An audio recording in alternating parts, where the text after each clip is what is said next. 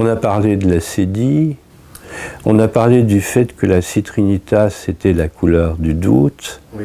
On a dit aussi que c'était un moment où l'esprit et l'âme qui s'étaient accordés retrouvent le corps, ils retrouvent la matière. Aussi dans les interprétations courantes que je peux trouver et interroger, Hillman et Jung et beaucoup d'autres, ils associent ce moment de la citrinitas à un moment qui est appelé aussi le travail de Mars. Du coup, un moment où il y a un autre masculin qui viendrait s'insérer dans le processus alchimique. Est-ce que vous l'avez constaté aussi dans votre travail de thérapeute ou dans votre vision sur le... Qu'est-ce qu'on appelle le masculin? Bon, oui. Déjà. On pourrait s'accorder pour dire que la différenciation des qualités intellectuelles relève du masculin. Je dis bien du masculin, pas de l'homme par rapport à la femme. Oui. Bon, on est d'accord. On ne va pas se faire attaquer par les différentes ligues. C'était pas le but. Bon. Donc, on pourrait dire que la différenciation des qualités intellectuelles relève du masculin. On pourrait dire que l'orientation vers un esprit qui favorise le discernement, qui favorise la capacité analytique, qui favorise l'intuition spirituelle, etc., ça relève du masculin. Bon.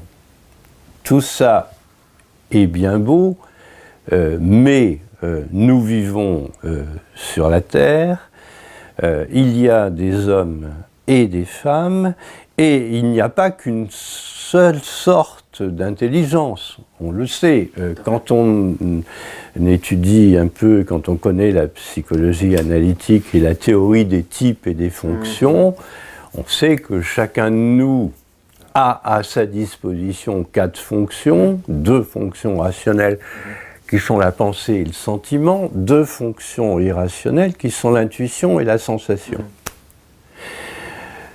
En général, nous fonctionnons surtout avec 1, 2 et quand tout va bien, 3 fonctions. Hein. Généralement, c'est 1 ou 2. Bon. Consciemment, nous vivons avec celle-là. On peut dire que consciemment, de manière masculine, pour un homme, nous vivons avec ces 2 fonctions. Or, la vie, l'exigence d'entièreté, le désir de totalité qui est en nous, va nous inciter à différencier les autres fonctions et à les vivre dans une certaine mesure et à nous en servir. Et ça, c'est notre féminin, si je puis dire. Hein? C'est notre féminin, c'est l'inconscient par rapport à ce qui est masculin et conscient.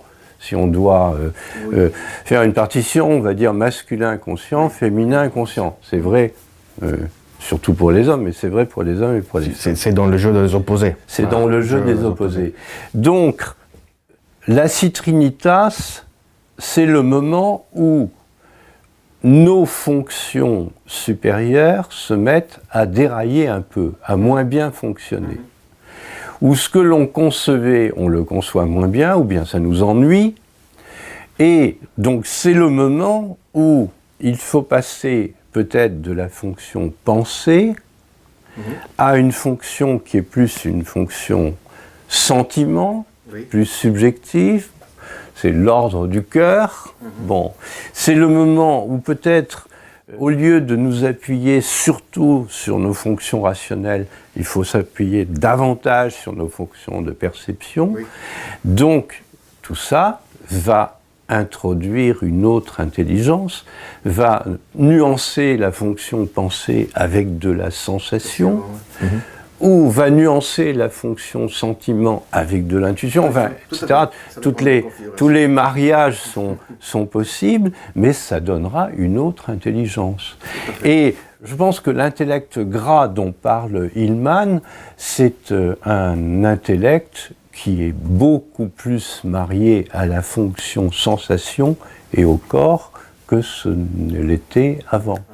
Une intelligence qui s'appuie sur l'observation précise du réel et qui s'appuie sur les informations que peut donner le corps, elle sera toujours plus complexe qu'une intelligence livresque. Tout à fait, tout à fait. Un sentiment qui fera davantage de part à l'intuition permettra peut-être, sera plus complexe et permettra à une personne d'être moins prisonnière de l'objet de son sentiment.